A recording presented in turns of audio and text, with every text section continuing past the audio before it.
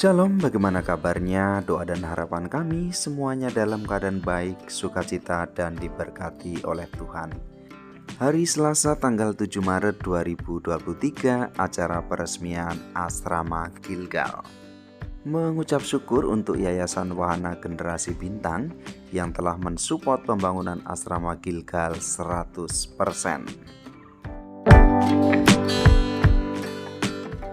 Pendidikan berpola asrama adalah sebuah visi yang diberikan oleh Tuhan kepada Pendeta Daniel Alexander. Dan oleh karena kemurahan Tuhan, visi ini boleh berjalan di bawah naungan Yayasan Pesat Nabire. Anak-anak asli Papua boleh hidup, tinggal, bertumbuh, dan berkembang dalam pendidikan di mana di dalam asrama boleh hidup dan bertumbuh menjadi satu keluarga. Sehingga apa yang dilakukan di dalam asrama ini menjadi tujuan atau visi, yaitu terwujudnya manusia seutuhnya berkarakter Kristus.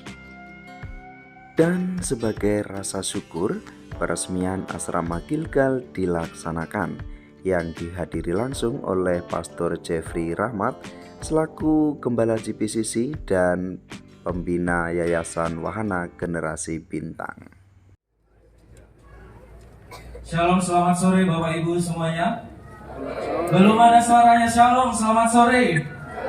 Puji Tuhan, selamat datang di acara peresmian Asrama Gilgal Yayasan Pesat Nabire pada sore hari ini, Selasa 7 Maret 2023.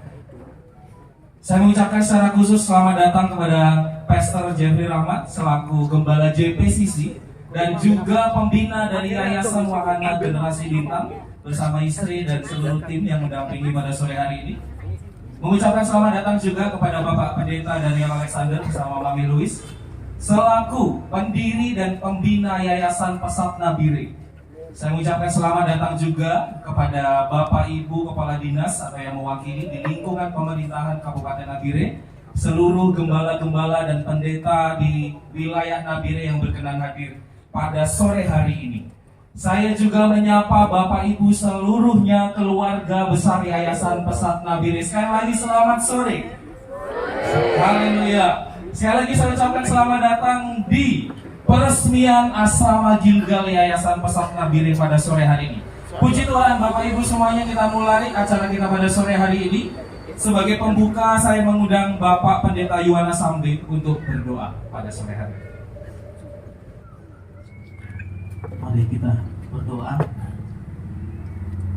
Kepadamu Tuhan Yesus yang baik, di sore ini kami menaikkan ucapan syukur berterima kasih, di mana sore hari yang indah ini kami boleh ada bersama di tempat ini dalam acara peresmian Asrama Gilgal. Tuhan, biar kiranya Tuhan hadir lewat acara peresmian asrama ini, Tuhan, dan senantiasa nama Tuhan dipuji dan dimuliakan dalam setiap hidup kami.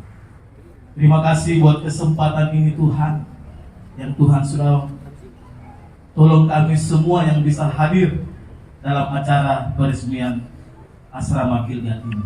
Itu sebabnya hamba membuka acara peresmian Asrama Gilgal ini di dalam nama Bapa, Anak, Laki-laki, dan Roh Kudus, yaitu di dalam nama Tuhan Yesus Kristus. Haleluya.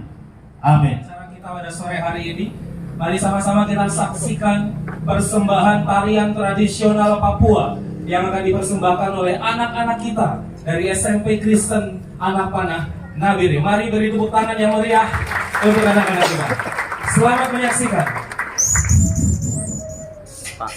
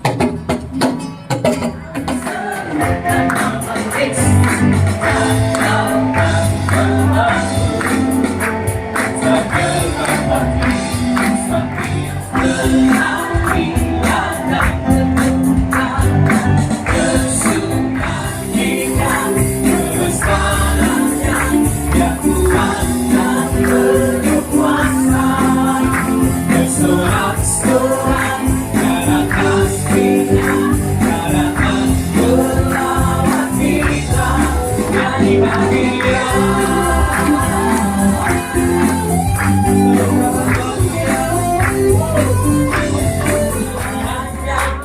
kuat dan berkuasa, bersorak-sorai karena kasih. Sebab Dia baik, kawasannya selamanya. Kasih setianya, kasih setianya,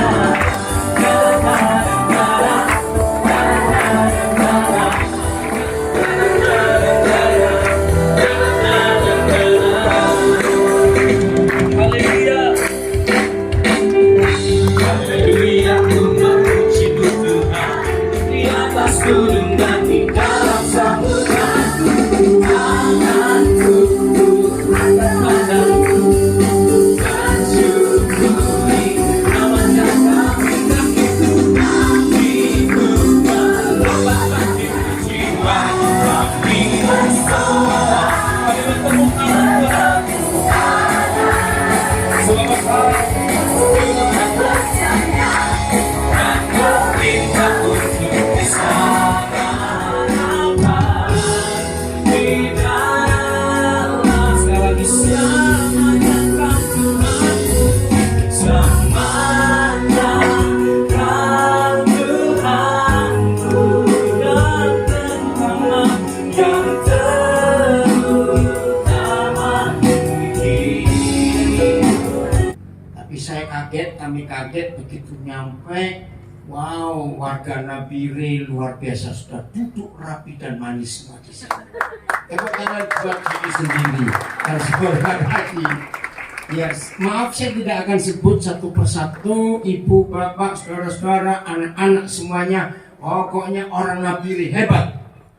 Iya. Oh, amin. Baik, sore ini ya.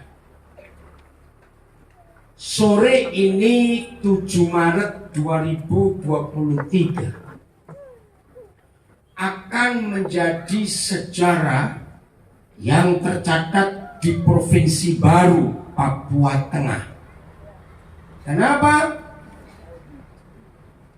Saya percaya provinsi-provinsi lain di Papua, sekarang 5 atau 6 ya provinsi Papua, saya lupa sendiri. 6 atau 5 provinsi Papua sekarang. 6. Nah, maaf ya, provinsi lain maaf. Saya percaya asrama Gilgal ini akan menjadi pemicu dan pemacu untuk 5 provinsi lain di tanah Papua harus bisa bangun asrama untuk anak-anak pedalaman lebih hebat dari ini. Amin semua. Ya, bukan orang provinsi lain. Tapi tolong ya para ibu bapak pejabat dari gubernur sampai semua staf anggota dewan pengusaha di 5 provinsi lain.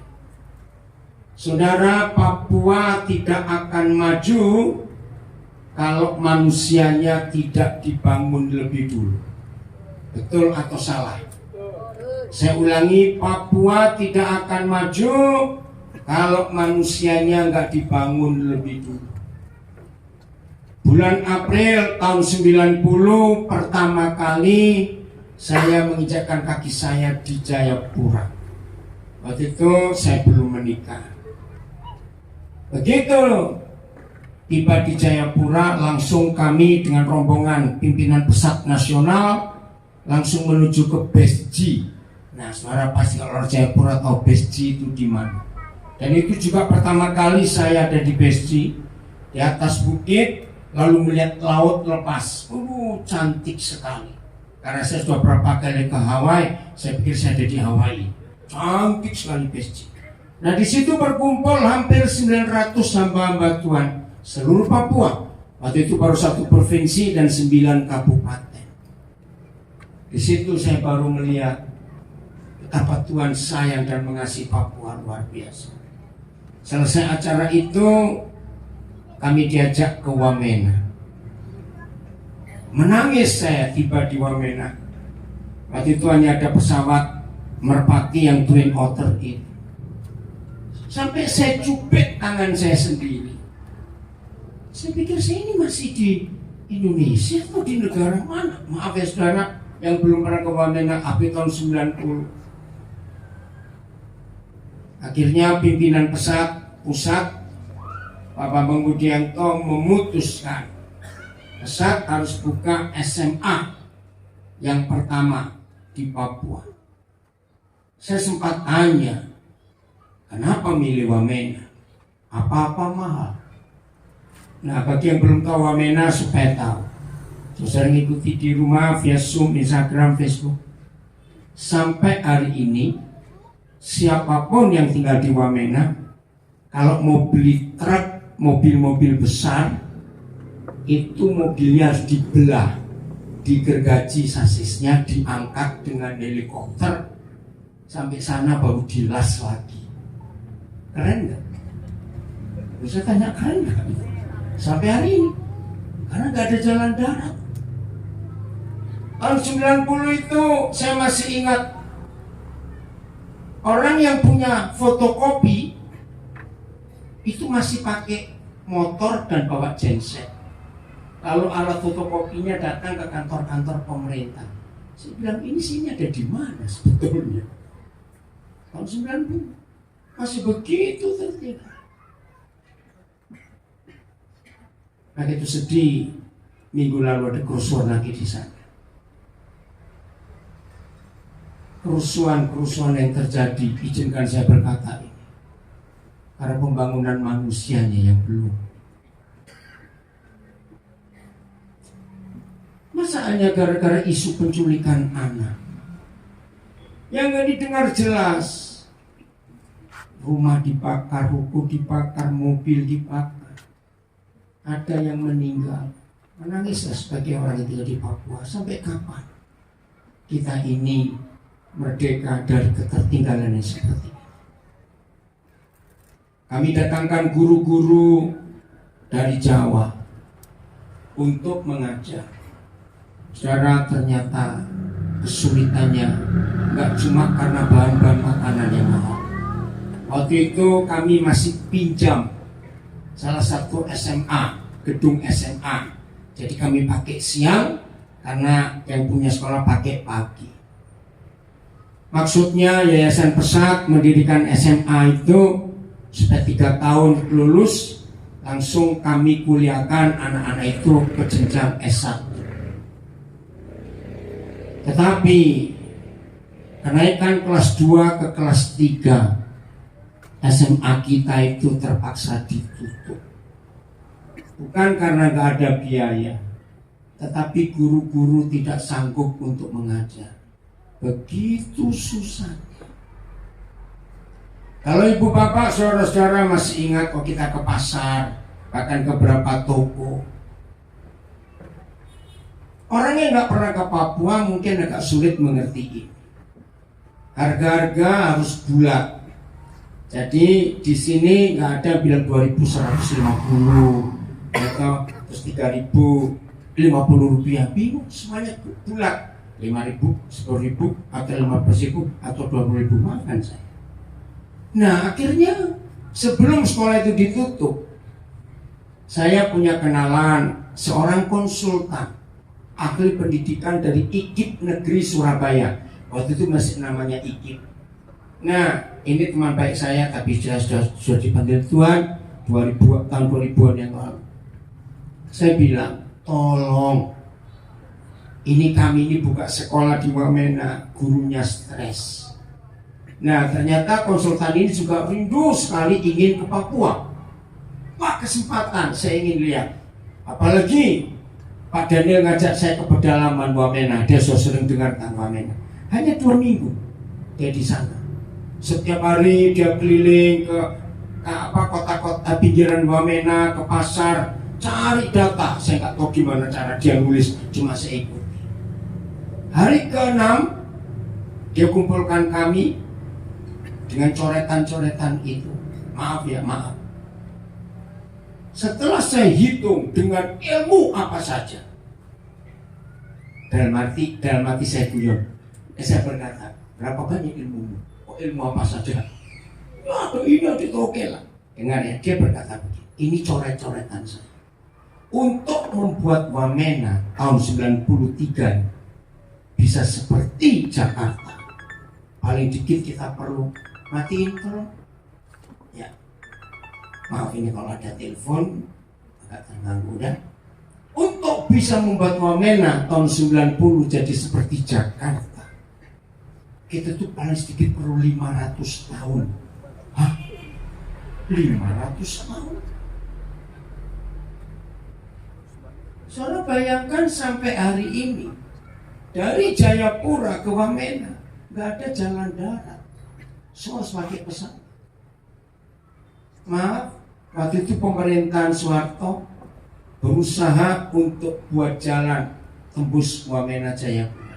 Zaman itu miliaran rupiah, nggak jadi-jadi. Karena kalau sampai dibuat betul jalan itu, paling dikit 900 jembatan dibuat karena lembah dan gunung itu. Maaf ya saudara, saya sendiri nggak ngerti hitung-hitungan gitu. Kalau naik pesawat dari Sentani ke Wamena, melihat ke bawah, kan dalam antropologi untuk melihat daerah-daerah seperti itu ada 3 tanda yang para antropolog itu melihat kalau mereka terbang dengan pesawat. Yang pertama, mereka harus melihat asap, ada asap atau tidak. Nah, ini antropologi. Saya tanya, kenapa harus lihat asap? Mereka jawabnya sederhana, yang bisa buat asap itu cuma orang, binatang nggak bisa buat asap. Oh, betul juga. Jadi kalau mereka terbang melihat asap, berarti ada penduduk di situ. Hal kedua, mereka akan meneliti sepanjang aliran sungai. Nah, ini yang unik setelah kami di Sugapa, Kabupaten Intan Jaya. Saudara, dalam antropologi semua manusia di dunia, lihat, kalau mereka akan bangun kota, mereka harus ada di pinggir sungai.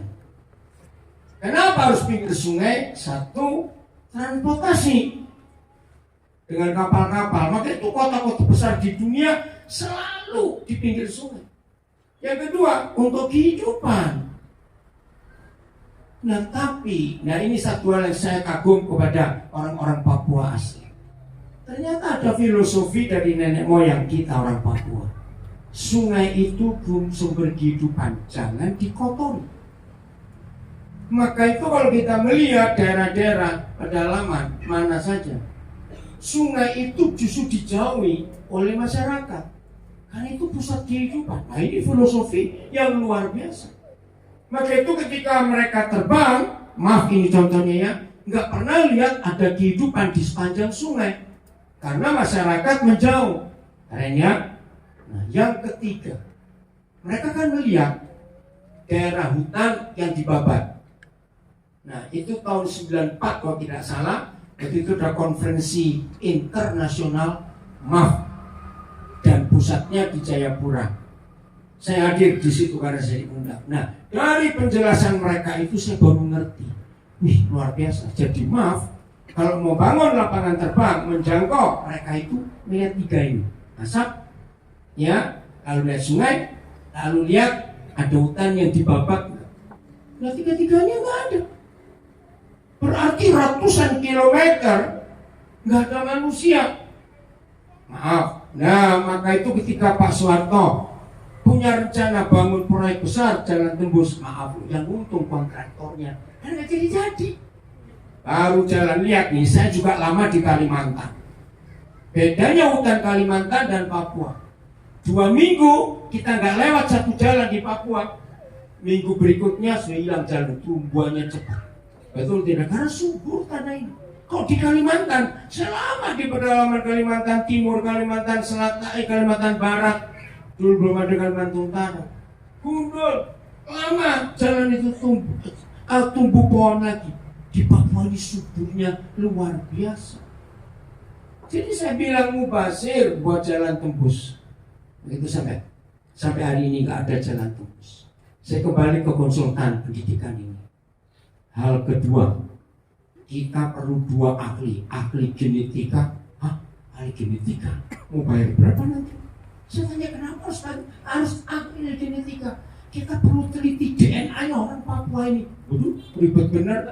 Saya pikir cuma buat sekolah aja kok. Sini Pak, diterangkan, ini luar biasa. Saya belum pernah ketemu sebuah suku atau masyarakat yang di benaknya nggak ada bilangan pecahan. Harus bulat semua. Berarti harus punya cara sendiri untuk mendidik. Terus bagaimana? Hal yang kedua, psikolog. Ya, saya bilang kalau psikolog gampang lah. Saya punya banyak teman. Karena kesimpulannya bubar sekolah ini. Karena nggak sama. Lalu kadang kami mencari kehendak Tuhan harus kemana.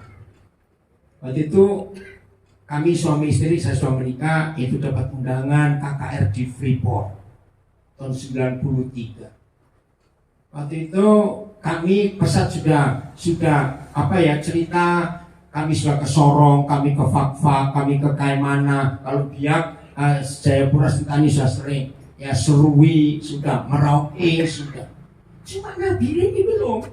Karena dulu cuma namanya Paniai. Nah waktu saya cerita ke saudara semua dari pejabat, dari tokoh masyarakat, pendeta, pengusaha, untuk buat sekolah susah. Waktu itu maaf,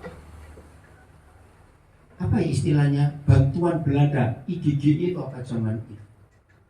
IGG itu pokoknya Belanda buat kompensasi karena penjajahannya dulu, maka dapat uang dari negara Belanda itu waktu itu ratusan juta. Maka timbullah sekolah-sekolah GKI. Apa yang IGG itu apa saya? Nah itu aja nggak sanggup. Ya udah, karena nggak ada yang nanggapi, ya udah. Nah setelah kami sampai di Jayapura Sentani untuk ke Timika, yang jemput almarhum Pak Indarto Tanaya. Pak Daniel bakal yang di Tembagapura. Oh ya, ya udah besok kami balik ke Wamena. Oh jangan, saya sudah atur Pak Daniel dengan Ibu untuk ke Nabire. Saya tuh bingung Nabire itu sebelah mana? Ya, karena saya belum tahu mikir Nabire, taunya Paniai. Loh kontak siapa nanti?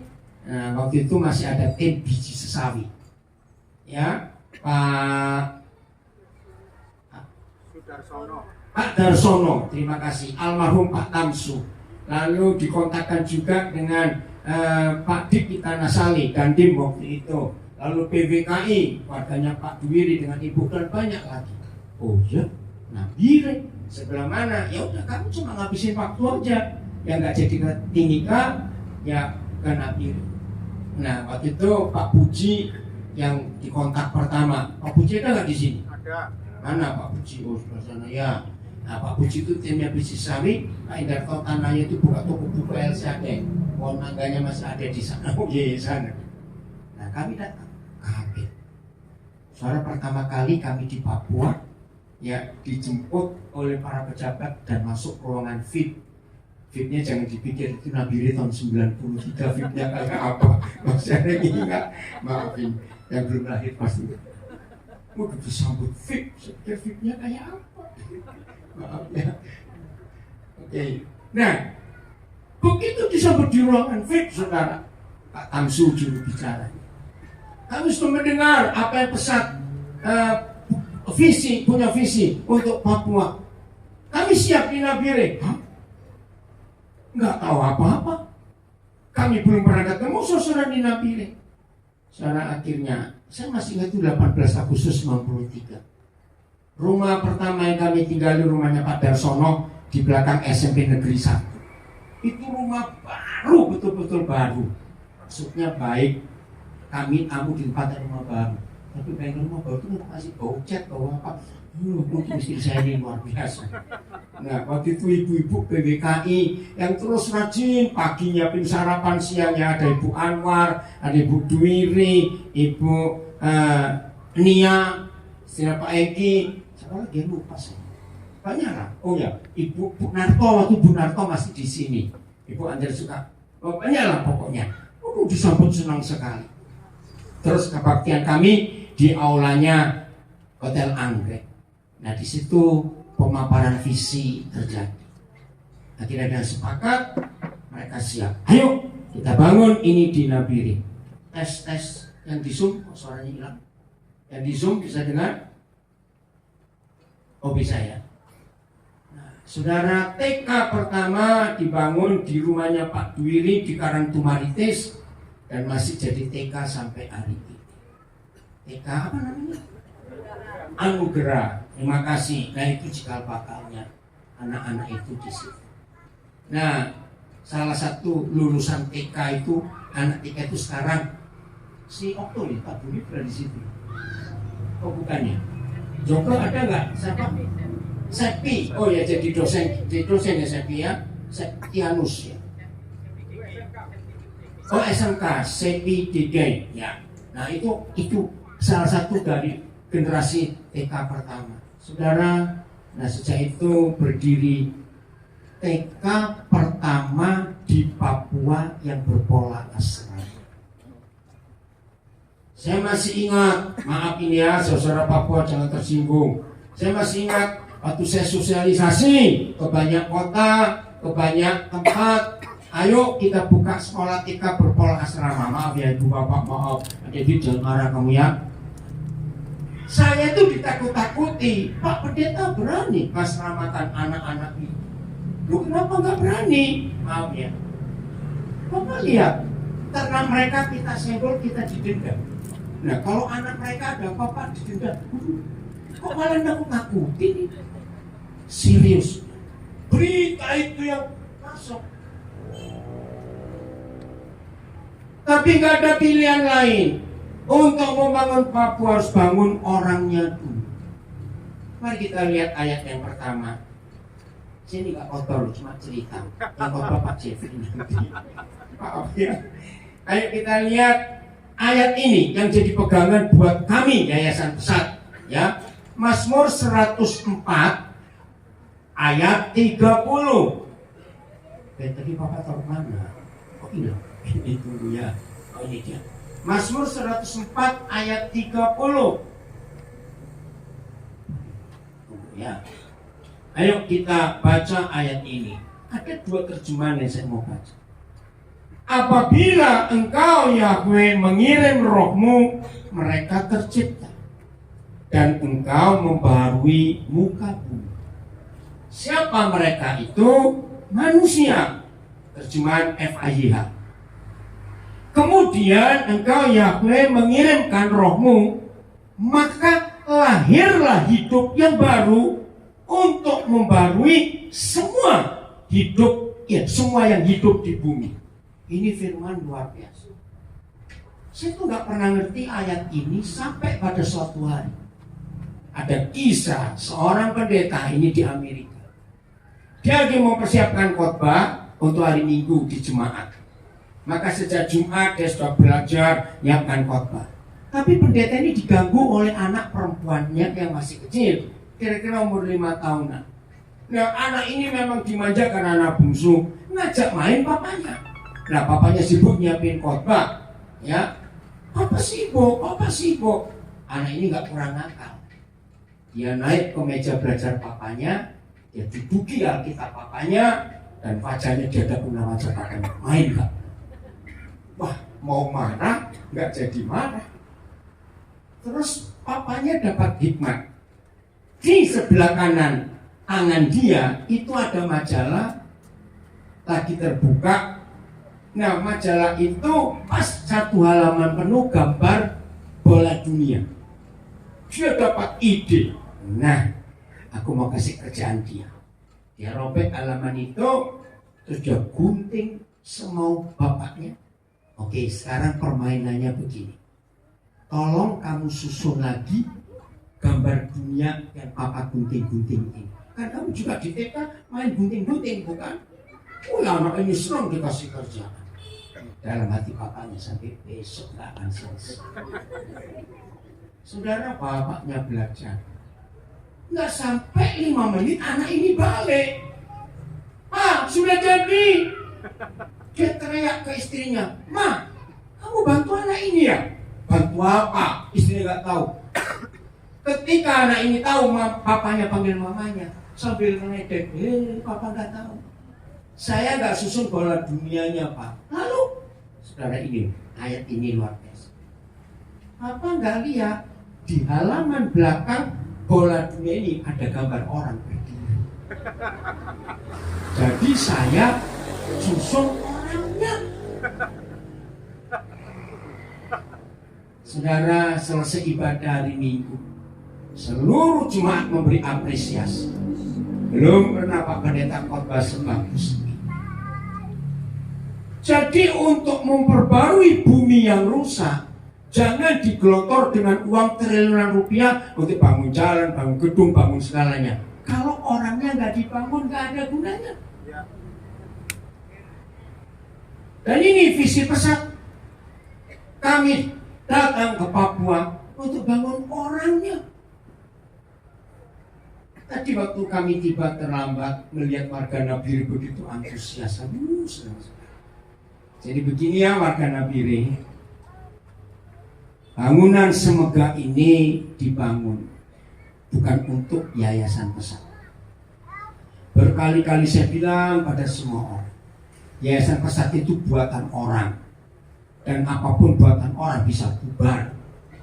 Kalau sampai suatu hari yayasan pesat bubar, nggak mungkin bangunin kami bungkus bawa pindah. Betul tidak? Ini kan tetap di sini. Maka itu walaupun secara hukum ya ini pesat, tapi saya titip pada warga Nabire, miliki bersama. Ini nggak amin. Tapi jangan diambil, miliki saja. Maksudnya gini, kalau saudara lewat, lihat, kok ada yang nggak beres ya? Ada yang kotor di situ ya. Nggak usah telepon Pak Ido atau telepon Bu Ening, kerjakan sini, masuk ke dalam, pasti ada orang. Nggak ada yang nyawa.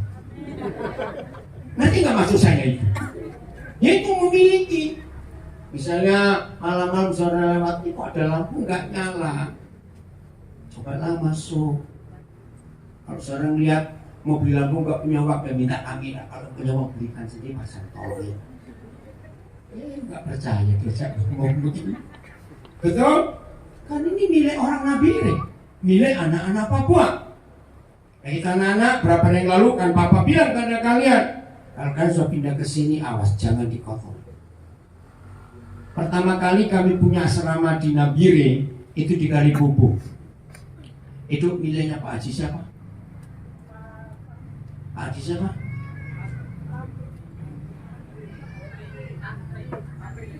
Tantri. Nah, Tamrin. pokoknya begitu sudah. Kalau pakai headset tidak dengar.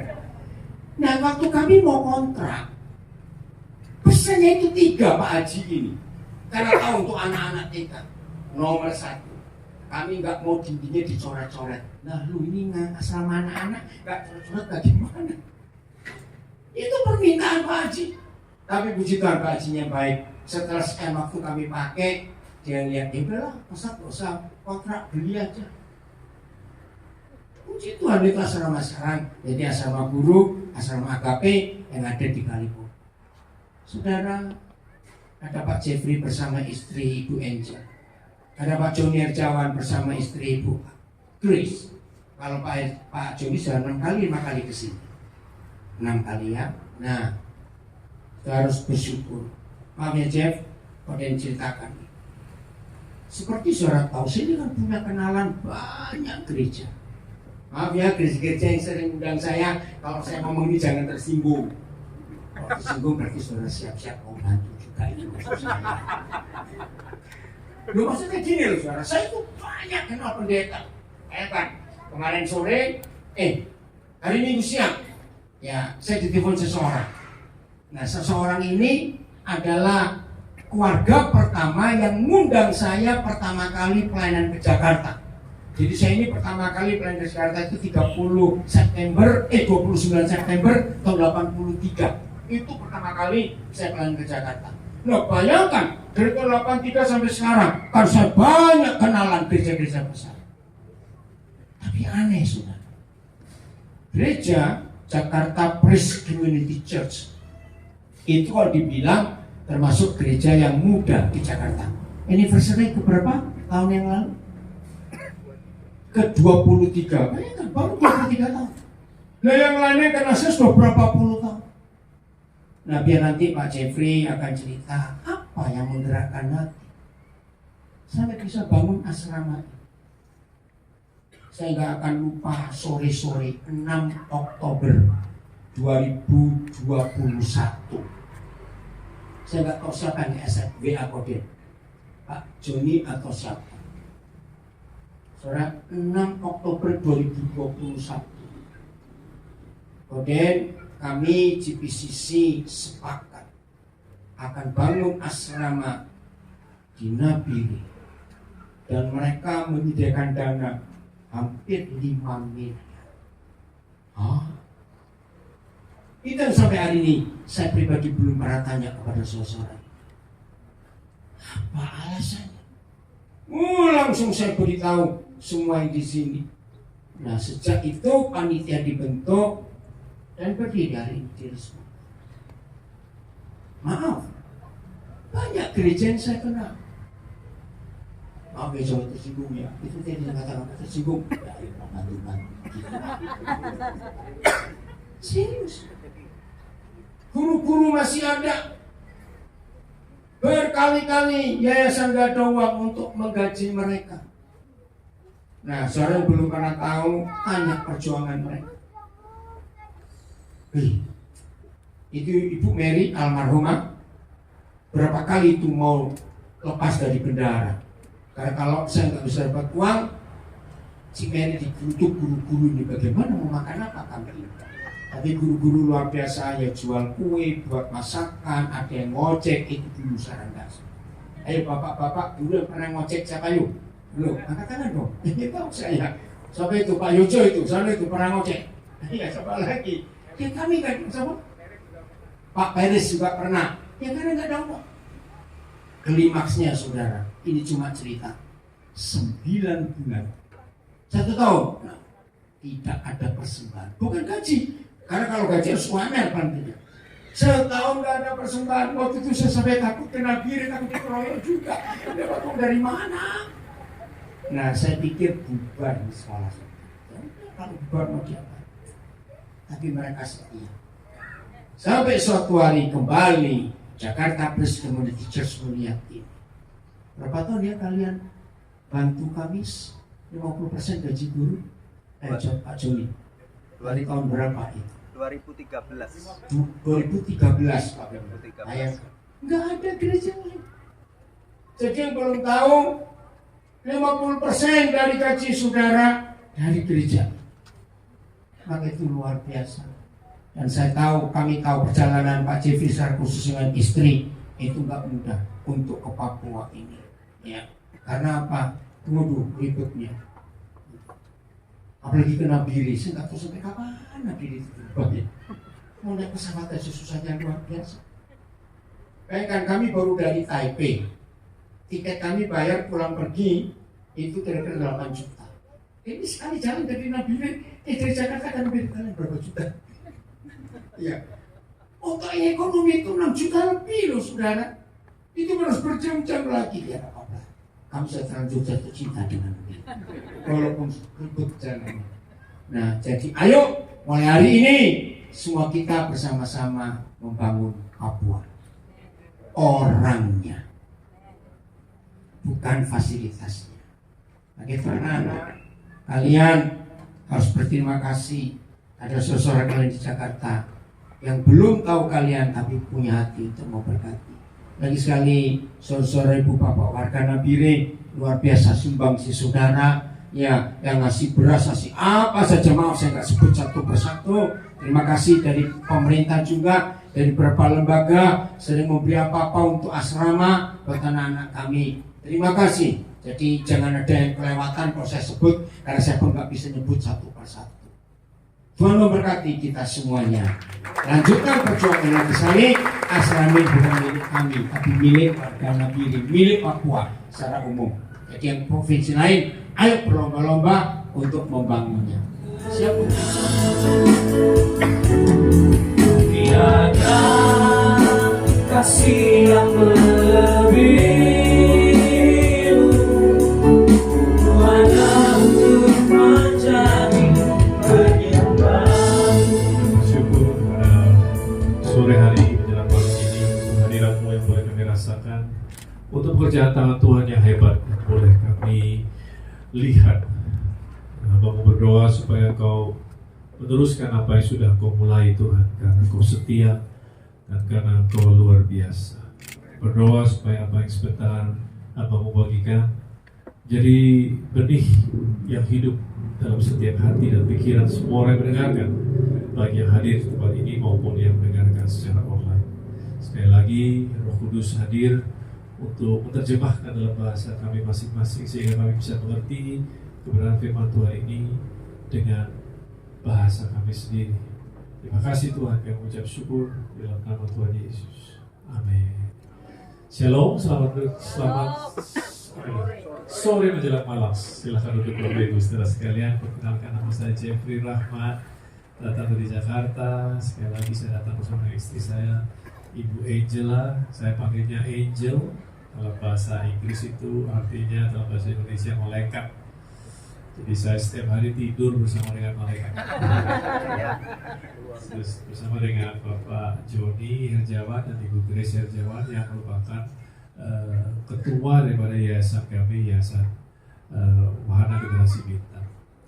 Sekali lagi terima kasih pada para undangan semua yang hadir hari ini dan khususnya pada Pak Pendeta Daniel Alexander yang saya panggil dengan Koder dan bersama dengan Cik Lois. Saya kenal beliau ini udah, kalau saya nggak salah hitung 38 tahun. 94. Ya, 38 tahun.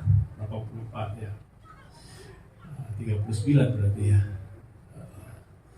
Dan dari dulu memang beliau menaruh apa itu namanya? Menaruh cetakan dalam hati saya yang cukup mendalam, sehingga saya selalu ingat beliau. Saya tidak pernah lupa apa yang beliau lakukan baik terhadap keluarga saya maupun terhadap saya pribadi. Kemana saya pergi, kalau saya ditanya orang siapa hamba Tuhan yang kamu teladani, nama beliau pasti muncul, terutama di awal-awal daripada saya mengenal Tuhan. Dan sampai hari ini ada kebiasaan-kebiasaan beliau yang saya tiru. Dulu saya tinggal di apartemen kecil di kota Delft di Belanda untuk studi, untuk kuliah. Dan orang tua saya punya kebiasaan, mungkin supaya saya ini gak berubah jadi nakal. Jadi setiap ada hamba Tuhan yang mau datang ke Belanda, itu disuruh nginep di tempat saya yang sudah kecil itu. Hamba Tuhan disuruh nginep di situ. Dan saya disuruh jemput mereka di airport, dan saya disuruh pulangkan mereka di airport. Jadi selama saya kuliah hampir 5 tahun itu, saya udah ratusan kali ke airport karena kerjanya yaitu jemput dan ngantar hamba Tuhan. Sampai hari ini airport di Belanda itu gak berubah banyak, jadi saya bisa sambil merem bisa tahu mana tempat dan lain sebagainya, saking seringnya saya. Salah satu hamba Tuhan yang saya undang itu adalah Koder ini, dan tinggal di rumah saya. Dari sekian banyak hamba Tuhan yang tinggal di rumah saya atau tinggal di apartemen kecil saya itu, hanya beliau satu-satunya yang kalau saya pulang sekolah itu apartemen saya lebih rapi daripada pada saat saya tinggal. Ya. Jadi saya senang pada saat beliau datang itu, saya senang bukan cuma senang dengerin beliau berkhotbah, tapi senang karena saya tahu bahwa kamar saya bakal dibersihin. Dan juga satu hal lagi yang menarik adalah kulkas saya itu selalu beliau bikin penuh. Jadi beliau belanja entah susu, entah keju, entah apapun juga dia taruh di kulkas. Perbuatan yang mungkin sedikit atau tidak perlu keluar banyak uang, tetapi apa yang beliau buat itu di atas rata-rata dan tidak mudah untuk saya lupakan karena hanya beliau yang buat demikian terhadap saya. Semua bantuan yang lain mereka menginap dan tidak meninggalkan impresi yang terlalu besar. saya ketemukan seorang hamba Tuhan yang bukan hanya sekedar bisa berkhotbah, tapi seorang hamba Tuhan yang melakukan apa yang dia khotbah. Itu yang menyebabkan kenapa saya kemudian bertekad sebisa mungkin apapun juga yang beliau lakukan, saya ingin mendukung. Mau beliau tahu atau tidak tahu, buat saya tidak terlalu penting. Yang penting beliau tetap bisa melakukan apa yang menjadi visi beliau. Dan itu sebabnya mudah buat saya untuk menentukan kemana kita ingin membantu dengan uang yang Tuhan percayakan kepada kita, yaitu ke tempat yang beliau buat, yaitu di tempat ini. Nah, saya hari ini sebetulnya saya pikir saya cuma disuruh datang untuk meresmikan Yayasan Gilgal ini, tanpa saya tahu saya harus disuruh orasi firman Tuhan katanya. Saya udah diberitahu, tetapi saya nggak ngerti kata orasi firman Tuhan itu apa. Jadi saya pikir mungkin cuma nyebut 1-2 firman Tuhan kemudian selesai. Ternyata orasi itu artinya disuruh khotbah. Nah, tadi saudara sudah duduk mendengarkan cukup lama penjelasan daripada Koden, jadi saya nggak akan lama. Padahal dia kasih saya kesempatan sampai besok katanya bisa khotbah. Tapi saya nggak punya bahan sebanyak itu. Saya cuma mau mengingatkan kita semua. Ada satu firman Tuhan yang menarik, yaitu dalam kitab Kejadian pasal yang kedua, ayat yang ke-15. Nah, saya ini senang membaca terutama Kejadian 1 dan Kejadian 2 serta Kejadian 3. Kenapa? Karena di situ saya bisa melihat apa yang menjadi rencana Tuhan terhadap manusia sebelum manusia jatuh di dalam dosa. Apa sih yang dia mau? Apa sih instruksi dia? Mengapa dia menciptakan manusia? Apa yang terjadi kalau manusia tidak jatuh di dalam dosa? Dan apa yang terjadi setelah manusia jatuh di dalam dosa? Kita bisa lihat bedanya dengan sangat luar biasa kalau kita membaca rencana awal Tuhan itu seperti apa. Itu sebabnya saya membaca firman Tuhan dari depan sampai belakang. Terkadang saya baca lagi dan ulangi lagi, khususnya di Kejadian 1, 2, dan 3. Dan setiap kali saya membaca, saya bisa menerima sesuatu yang datang dari Tuhan. Dan khususnya di Kejadian 2 ayat ke-15 ini sangat penting buat saya, karena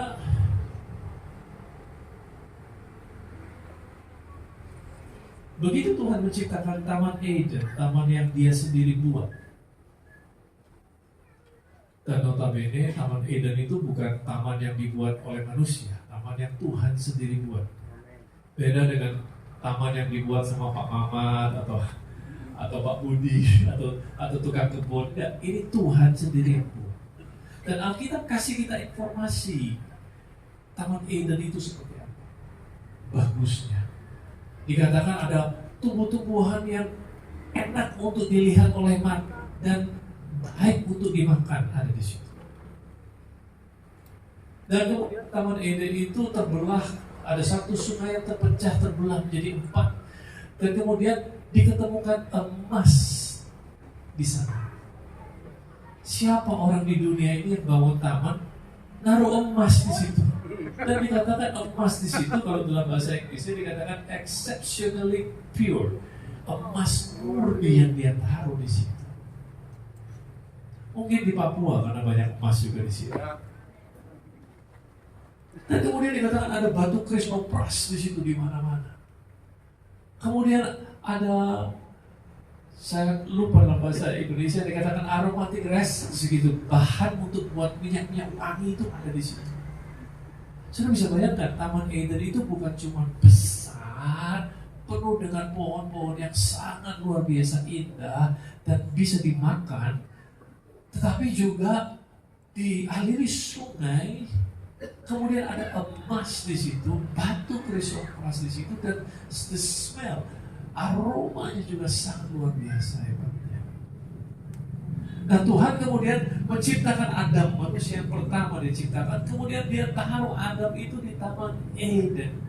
Dan di ayat 15 ini kita ketahui bahwa Tuhan, dikatakan Tuhan Allah mengambil manusia itu dan menempatkan menempatkan yang dalam Taman Eden untuk mengusahakan dan memelihara taman itu.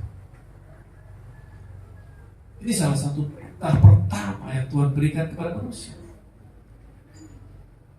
Nah, saya gak keberatan dengan memelihara, atau dalam bahasa Inggrisnya to maintain, itu artinya untuk menjaga seperti apa adanya. Itu memelihara. Untuk memelihara gak susah. Kita cuma perlu rajin. Kalau asrama ini nanti diserahkan kepada kalian semua, para adik-adik di sini dan semua orang yang bakal tinggal di sini, untuk memelihara itu tidak sukar, tapi perlu rajin. Perlu rajin untuk nyapu, untuk ngepel, untuk memelihara tetap pada kondisi yang sama. Itu memelihara. Tapi saya keberatan dengan, atau saya kurang bisa terima dengan perintah pertama. Karena perintah pertama itu disuruh mengusahakan.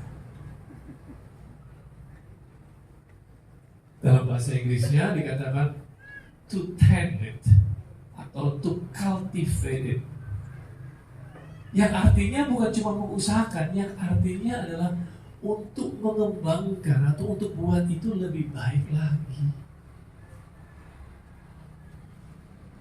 Nah, bayangkan Tuhan taruh Adam di taman yang dia sendiri buat, taman yang luar biasa indahnya. Dan dia taruh Adam di situ dengan perintah, aku mau kamu buat taman ini lebih baik lagi. Aku mau kamu kembangkan taman ini dan aku mau kamu memeliharanya.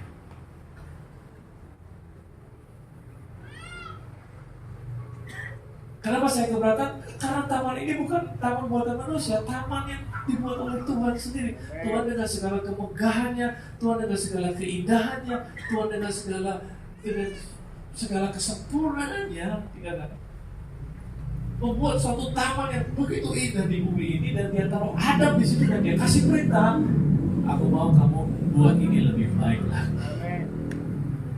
Dan aku mau kamu untuk memelihara taman ini.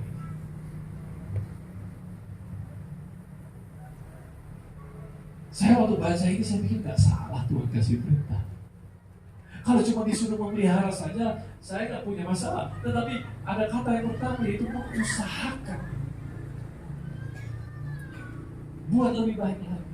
Tapi pada saat yang bersamaan saya juga tahu Tuhan tidak mungkin kasih perintah sama Adam kalau dia tahu Adam tidak bisa melakukan. Ada amin? Tuhan tidak pernah suruh Adam untuk melakukan ini kalau dia tahu Adam tidak bisa melakukan.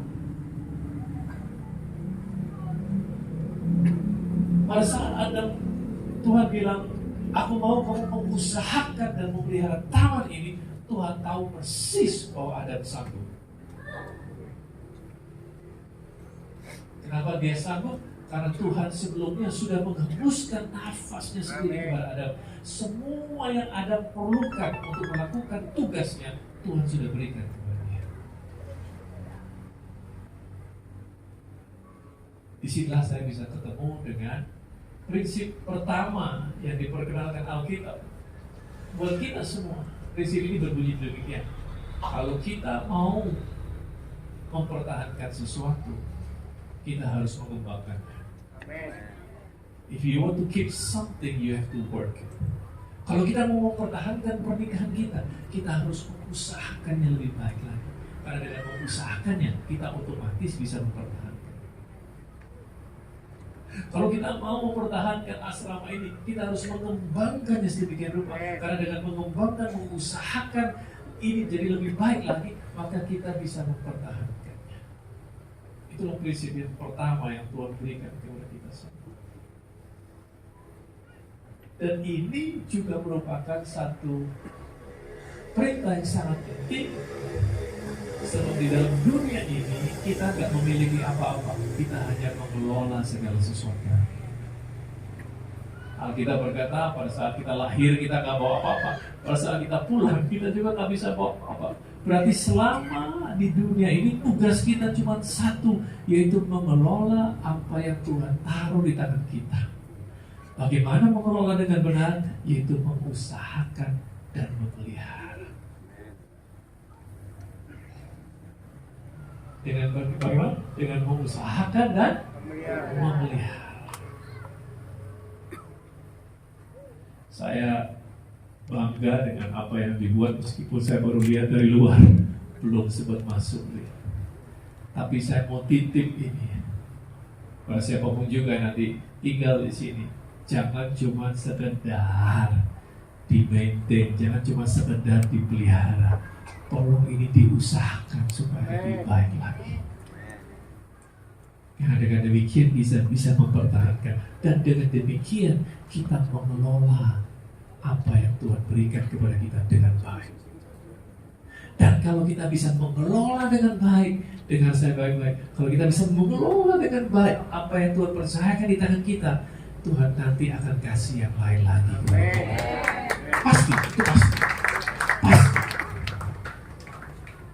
Saya tutup dengan cerita ini, dengan perumpamaan tentang talenta yang Tuhan Yesus berikan di Matius pasal yang ke-25. Yang katakan ada seseorang yang mau pergi ke luar negeri dan dia titipkan 3 talenta. Kepada seseorang dia berikan 5, kepada seseorang dia berikan 2, dan kepada seseorang dia berikan 1. Masing-masing sesuai dengan kemampuannya.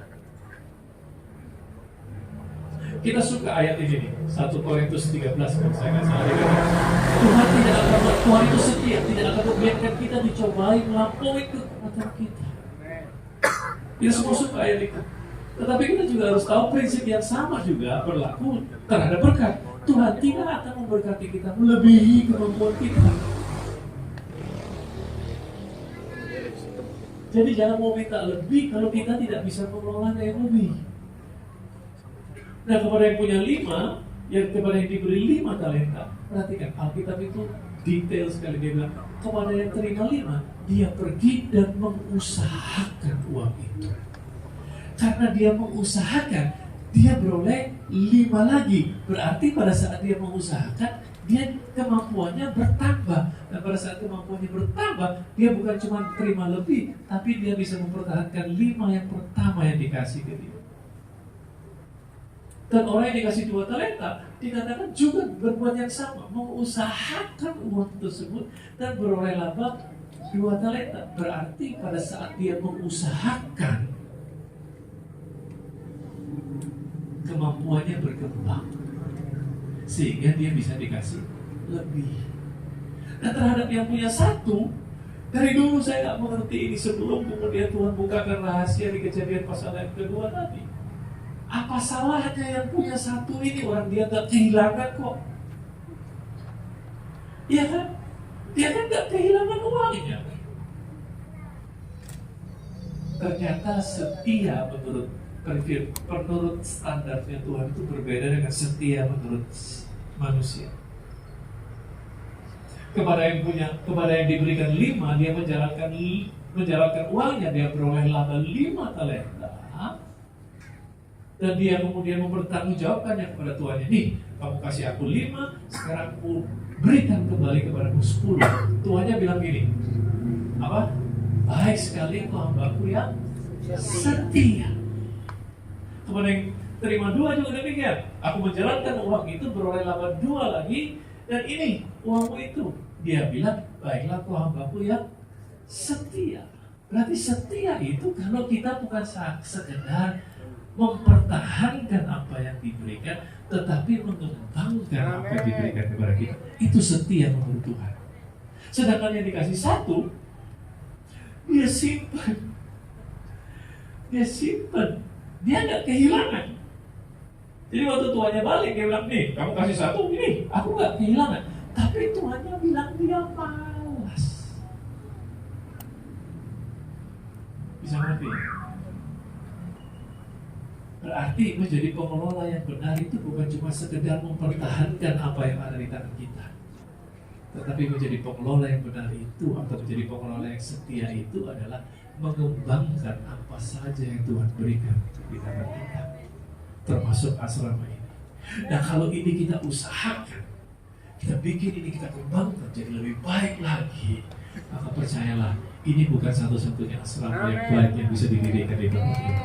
Tuhan pasti akan percayakan yang lainnya, pasti akan percayakan yang lain lagi. Karena pada saat kita berusaha mengembangkan, kemampuan kita bertambah besar. Dan Dia pasti akan memberkati lebih sesuai dengan kemampuan yang kita punya. Tapi bagaimana mengembangkan kemampuan tersebut? Yaitu dengan menjalankan apa yang ada di tangan kita. Itu yang kami kerjakan. Itu yang kami kerjakan. Pada saat mungkin banyak Bapak Ibu yang tidak tahu, kami ini tadi dibilang sama Koden masih gereja yang cukup muda. Kami juga isinya kebanyakan anak-anak muda, meskipun saya sudah tidak lagi muda. It's okay. Meskipun saya juga tidak lagi muda. Sekarang umur saya mendekati 60. Masih muda kelihatannya. Puji Tuhan. Pertama kali saya ingin membuat kebaktian tanggal 4 Juli tahun 1999.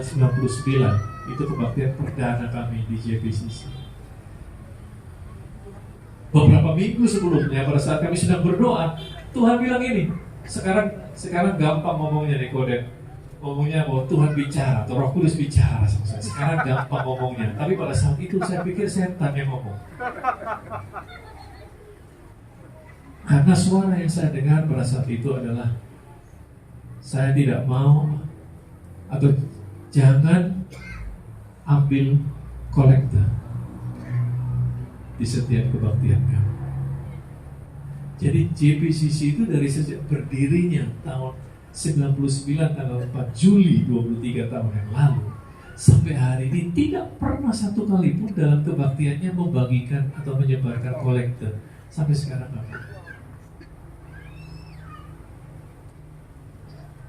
Kami hanya taruh kotak di setiap dekat pintu sambil kemudian taruh mesin edisi yang sekarang itu buat debit card atau kredit card. Zaman dulu belum ada orang yang punya itu.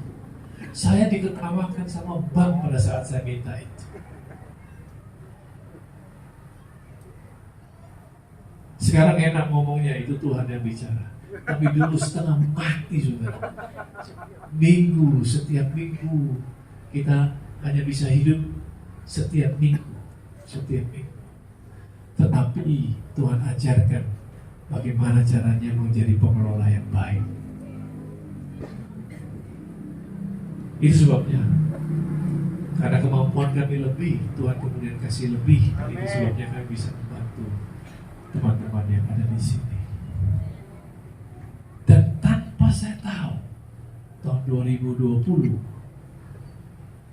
COVID datang, di mana kita semua nggak bisa kebaktian, kita semua harus online, dan kita semua di lockdown.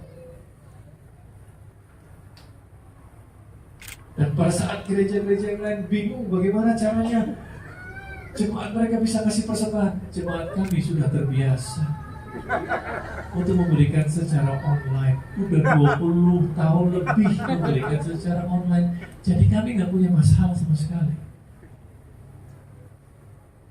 Tuhan luar biasa. Itu sebabnya saya senang hari ini kalau kami bisa ikut terlibat dan ikut melihat apa yang Tuhan bangun di sini. Saya sungguh berharap ini bukan yang pertama, tapi semuanya terpulang kepada kita, kepada saudara semua yang tinggal di sini. Apakah saudara mau mengembangkan? Apakah saudara mau mengusahakan? Atau cuma mempertahankan saja? Jadilah hamba yang setia. Amin. Bukan cuma sekedar mempertahankan, tapi usahakan supaya lebih baik lagi. Tuhan Yesus memberkati saudara. Sebentar sebelum lanjut sekali. Silakan Cek. Yang di sini terus. Maaf ya saudara, walaupun saya tinggal di Nabire, pasti dengar kiprahnya. Maaf, gereja-gereja besar, gereja-gereja kaya yang ada di kota-kota besar, baik di Jawa, di Medan, di mana saja. Hobi mereka apa? Maaf. Buka cabang kemana-mana. Terus ngambilin anggota gereja lain. Betul atau tidak? Maka itu kesan gereja mega church itu menyedihkan. Tapi JPCC ini unik. Jangan sampai sini giliran ngomong sedikit, jawabannya banyak. Mereka tidak pernah Betul yang nggak punya cabang di kota lain ya, cuma Jakarta. Jeff Gordon masih ingat waktu pertama kali soal persembahan tadi, saya bilang jangan ada kota kolektor ya. Gitu. Maka itu GBC gesek pertama yang pakai mesin gesek gitu ya. Tapi mereka membuat banyak orang di pulau-pulau lain yang terpencil bisa punya air bersih. Nah, jadi cabang mereka nggak buat, tapi mereka menolong banyak orang. Nah, John, supaya kau dengar salah kami yang ngomong cepat. Apa yang yayasan apa namanya? Mana generasi bintang sudah kerjakan terakhir di pulau mana? Di NTT. Yang sumur cepat naik karena waktunya. Jangan lama-lama di sini.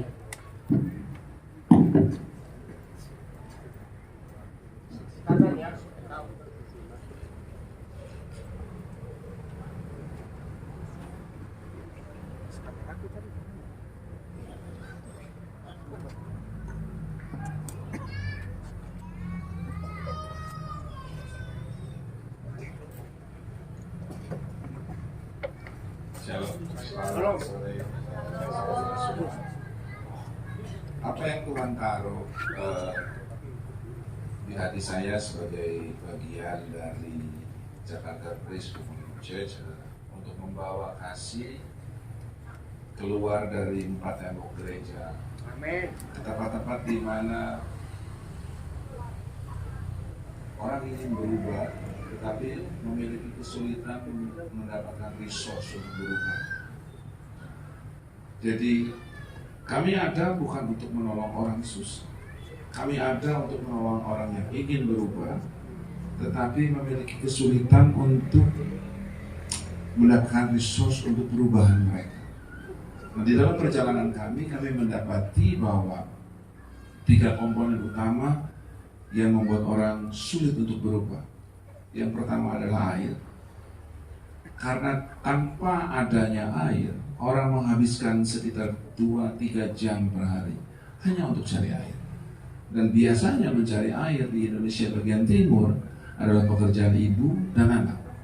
Nah, bagaimana anak-anak ini bisa menjadi tonggak untuk masa depan kalau hari-hari kerjanya cuma cari air?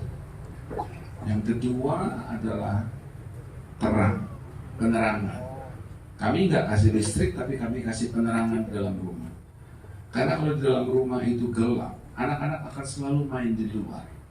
Nah, kalau anak-anak main di luar, bagaimana anak-anak yang berkeliaran di luar ini, yang baru pulang ke dalam rumah kalau mau tidur, bisa diajar oleh orang tuanya.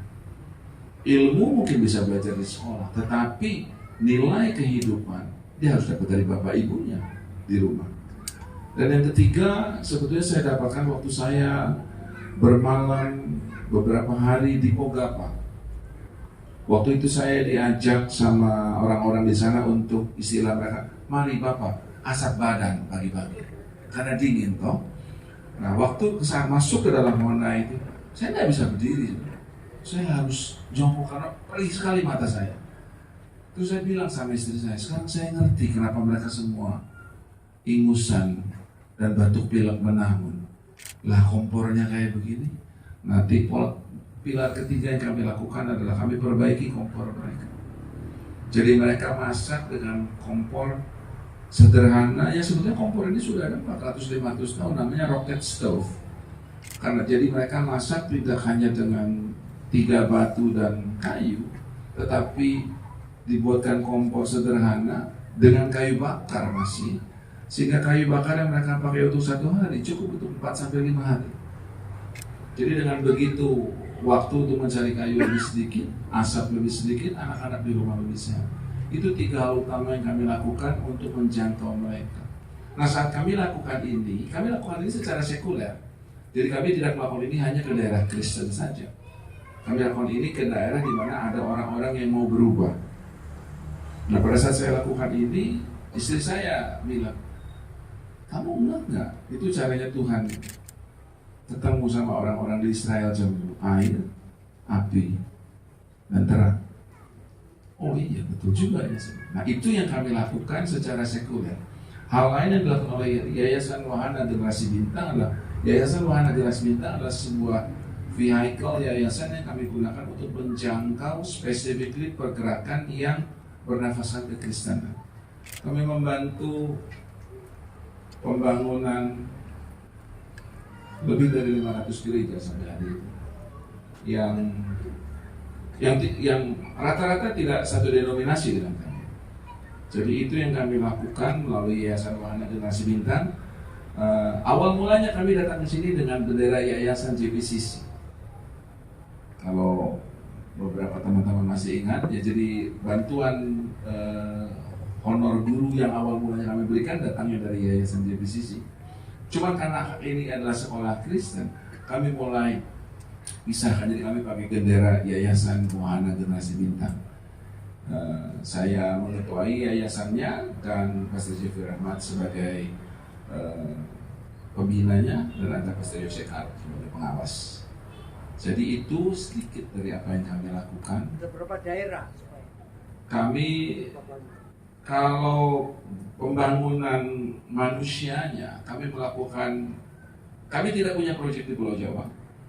Kami melakukannya di Nias, di Pegunungan, di NTT, di Timor, di Sumba, di Palu, di Ambon, di Pulau Seram, dari sisi barat sampai sisi timur, sampai ke Pulau Geser.